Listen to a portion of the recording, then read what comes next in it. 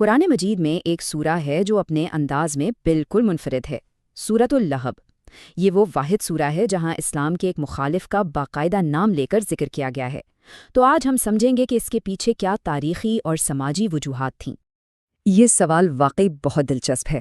دیکھیں، پیغمبر اسلام صلی اللہ علیہ وآلہ وسلم کے دور میں تو اور بھی بہت سے دشمن تھے، ہے نا؟ ابو جہل تھا، امیہ بن خلف تھا، اور بھی کتنے ہی لوگ تھے جنہوں نے سخت مخالفت کی۔ تو پھر آخر ایسی کیا خاص وجہ تھی کہ قرآن نے صرف اور صرف ابو لہب کا نام لے کر اس کی مذمت کی؟ اس سوال کا جواب جاننے کے لیے ہمیں اس زمانے کے عرب معاشرے کے کچھ بنیادی اصولوں کو دیکھنا ہوگا، خاص طور پر یہ کہ ان کے ہاں خاندانی اور قبائلی رشتوں کی کیا اہمیت تھی۔ دیکھیں، اس دور کے عرب میں کوئی سینٹرل گورنمنٹ یا پولیس کا نظام تو تھا نہیں۔ اگر کسی شخص کی جان، مال یا عزت خطرے میں آتی تو اس کی حفاظت کی ذمہ داری پوری طرح اس کے قبیلے کی ہوتی تھی، اور اس پورے سسٹم کی بنیاد تھی صلہ رحمی، یعنی اپنے خونی رشتوں کا احترام اور ان کا دفاع کرنا۔ اپنے رشتہ داروں کا ساتھ دینا سب سے بڑی اخلاقی ذمہ داری سمجھی جاتی تھی، اور اس رشتے کو توڑنا وہ ایک ناقابل تصور جرم تھا۔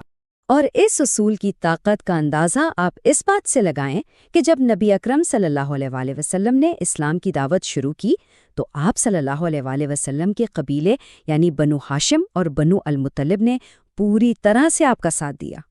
حیران کن بات یہ ہے کہ ان میں سے اکثر لوگوں نے اس وقت اسلام قبول بھی نہیں کیا تھا، لیکن اس کے باوجود انہوں نے اپنے خاندان کے ایک فرد کی حفاظت کو اپنی ذمہ داری سمجھا اور قریش کے باقی تمام قبائل کے سامنے دیوار بن کے کھڑے ہو گئے۔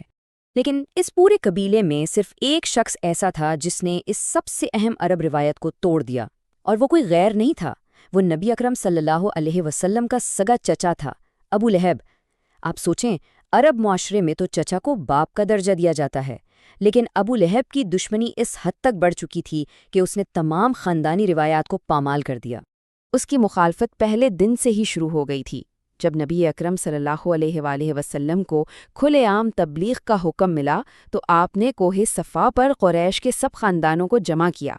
وہاں آپ نے ان سے پوچھا، اگر میں کہوں کہ اس پہاڑ کے پیچھے ایک لشکر حملہ کرنے والا ہے تو کیا تم میری بات مانو گے؟ سب نے ایک ساتھ کہا، ہاں، کیونکہ ہم نے آپ کو ہمیشہ سچ بولتے پایا ہے۔ اس کے بعد آپ نے انہیں توحید کی دعوت دی۔ اس سے پہلے کہ کوئی اور جواب دیتا، آپ صلی اللہ علیہ وآلہ وسلم کا اپنا سگا چچا ابو لہب آگے آیا اور اس نے کہا، تیرے ہاتھ ٹوٹ جائیں، کیا تو نے ہمیں اسی لیے جمع کیا تھا؟ اور یہ دشمنی صرف باتوں تک نہیں رہی، وہ نبی اکرم صلی اللہ علیہ وسلم کا بالکل پڑوسی تھا۔ وہ اور اس کی بیوی جمیل روزانہ آپ صلی اللہ علیہ وسلم کے گھر کے باہر اور راستے میں گندگی اور کانٹے پھینکتے تھے۔ جب آپ حج کے موسم میں لوگوں کو دین کی دعوت دینے جاتے تو ابو لہب پیچھے پیچھے چلتا اور چلا چلا کر کہتا کہ اس کی بات مت سنو۔ حد تو یہ تھی کہ جب آپ صلی اللہ علیہ وسلم کے ایک معصوم بیٹے کا انتقال ہوا تو وہ افسوس کرنے کے بجائے یہ خبر قریش کے سرداروں کو سنانے کے لیے خوشی خوشی دوڑا۔ اس نے رشتوں کو توڑنے میں بھی کوئی کسر نہیں چھوڑی۔ اپنے دونوں بیٹوں کو، جن کی شادی نبی اکرم صلی اللہ علیہ وسلم کی 2 بیٹیوں سے ہوئی تھی، اس نے حکم دیا کہ وہ انہیں طلاق دے دیں۔ لیکن اس کی دشمنی کی سب سے خوفناک مثال تب سامنے آئی جب قریش نے بنو ہاشم کا مکمل بائیکاٹ کر دیا۔ 3 سال تک جب پورا خاندان شعبے ابی طالب میں قید تھا، بھوک سے تڑپ رہا تھا، ابو لہب وہ واحد شخص تھا جو اپنے ہی خاندان کو چھوڑ کر دشمنوں کے ساتھ جا ملا۔ اور صرف یہی نہیں، وہ کوشش کرتا تھا کہ اس کے بھوکے رشتہ داروں تک غلے کا ایک دانہ بھی نہ پہنچ سکے۔ تو آپ دیکھ سکتے ہیں کہ ابو لہب کا یہ رویہ صرف دینی اختلاف نہیں تھا، یہ عرب کی سب سے مقدس سماجی روایت صلہ رحمی کی کھلی بغاوت تھی، ایسی بغاوت جس کی کوئی مثال نہیں ملتی تھی۔ اسی پس منظر میں انہی واقعات کے بعد سورۃ اللہب نازل ہوئی، اس کے ہر عمل کا سیدھا جواب۔ سورہ کی شروعات ایک فیصلہ کن اعلان سے ہوتی ہے، تبت یدا ابی لہب و تب۔ تبت یدا کا لفظی مطلب تو ہے ہاتھ ٹوٹ گئے، لیکن اس کا اصل مطلب بہت گہرا ہے۔ اس کا مطلب ہے کہ اس شخص کی ہر کوشش، ہر منصوبہ، سب کچھ تباہ و برباد ہو گیا۔ یہ ایک پیشن گوئی تھی کہ وہ اپنے مقصد میں ہمیشہ ناکام رہے گا۔ اگلی آیت میں اس کے وسائل کی بات ہو رہی ہے، ما اغنا عنہ مالہ وما کسب۔ دیکھیں، ابو لہب مکہ کے سب سے امیر اور طاقتور سرداروں میں سے تھا۔ اسے اپنی دولت اور اپنے بیٹوں پر بہت غرور تھا، لیکن یہاں واضح کر دیا گیا کہ نہ اس کا مال اور نہ ہی اس کی کمائی، کوئی بھی چیز اسے اس کے انجام سے نہیں بچا پائے گی۔ پھر تیسری آیت میں اس کے انجام کو اور واضح کیا گیا، سیسلا نارن ذات لہب، اور یہاں ایک بہت ہی زبردست لسانی تعلق ہے۔ اس کا اصل نام تو عبد العزیٰ تھا، لیکن اس کے سرخ چہرے کی وجہ سے لوگ اسے ابو لہب کہتے تھے، یعنی شعلے کا باپ، اور آیت میں بھی لفظ استعمال ہوا ہے نارن ذات لہب، یعنی شعلوں والی آگ۔ اس کے نام اور اس کے انجام میں ایک براہ راست تعلق قائم کر دیا گیا۔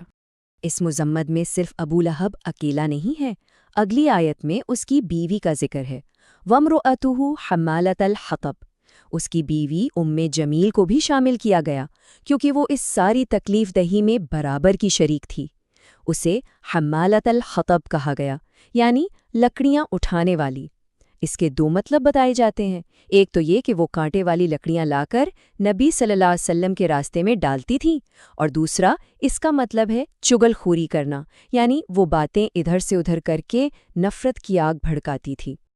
اور آخری آیت میں اس کی بیوی کے انجام کی ایک تصویر کھینچی گئی ہے، فی جیدہا حبل من مسد۔ روایت میں آتا ہے کہ وہ ایک بہت قیمتی ہار پہنتی تھی اور فخر سے کہتی تھی کہ اس ہار کو بیچ کر اس کی قیمت محمد صلی اللہ علیہ وسلم کے خلاف استعمال کروں گی۔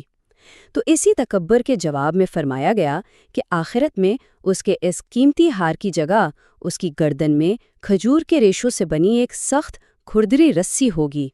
اب یہ بات یاد رکھیں کہ یہ سورہ اس وقت نازل ہوئی جب ابو لہب اور اس کے ساتھی مکہ میں اپنی طاقت کے عروج پر تھے۔ تو اب دیکھتے ہیں کہ تاریخ نے اس پیشن گوئی کو کیسے پورا ہوتے دیکھا۔ اس سورہ کے نازل ہونے کے کچھ ہی سال بعد جنگ بدر ہوئی۔ قریش کو شدید شکست ہوئی اور ان کے بڑے بڑے سردار مارے گئے۔